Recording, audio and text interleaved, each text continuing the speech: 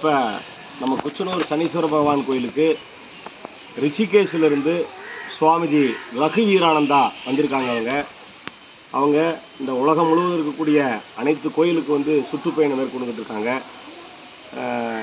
அதாவது கடந்த விநாயகர் சதுர்த்தி விழாவுக்காக இந்து எழுச்சிமொழி நடத்தக்கூடிய விநாயகர் சதுர்த்தி ஊர்வலத்தை தேனியில் ஆரம்பித்து வச்சு மறுநாள் வந்து திருநெல்வேலியில் நேற்றைய தினம் வந்து விநாயகர் சதுர்த்தி ஊர்வலத்தை சிறப்பாக ஆரம்பித்து வச்சாங்க, ஆசீர்வாதம் வழங்கினாங்க.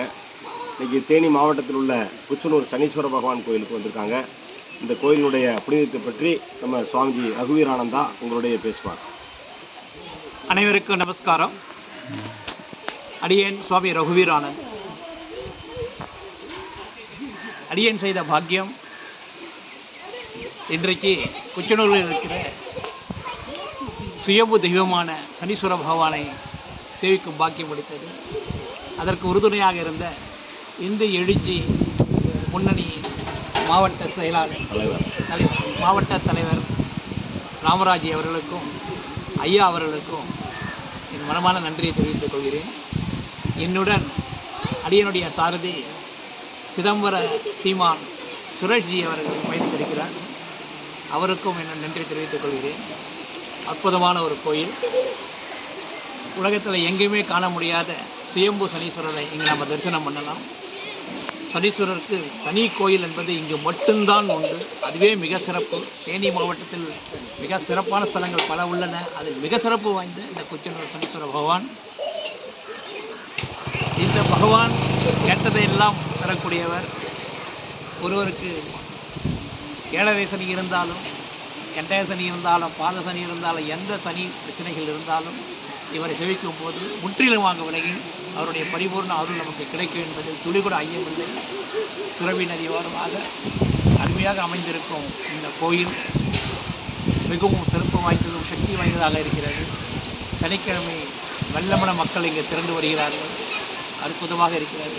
பார்த்து இயற்கை சூழ்நிலையில் வயல்வெளியும் தென்னை மரங்களும் நிறைந்து அதற்கு மத்தியில் அமைந்திருக்க இந்த கோயிலானது சிறப்பாக பராமரிக்கப்பட்டால் இன்னும் மிக சிறப்பு பெறும் என்பது ஐயமில்லை.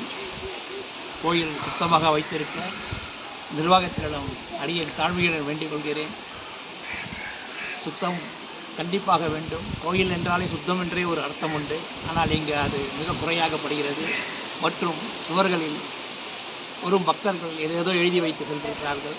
அதெல்லாம் இருக்கக்கூடாது. சில இடங்களில் கால்கள் கல் கொத்தும் அளவிற்கு டைல்ஸ் கூட இல்லாமல் இருக்கிறது. இல்லது ஒரு சுமாரான சிமெண்ட் தலையாவது போட்டு வைக்க வேண்டும். அதுவும் செய்யாமல் இருக்கப்படுகிறது.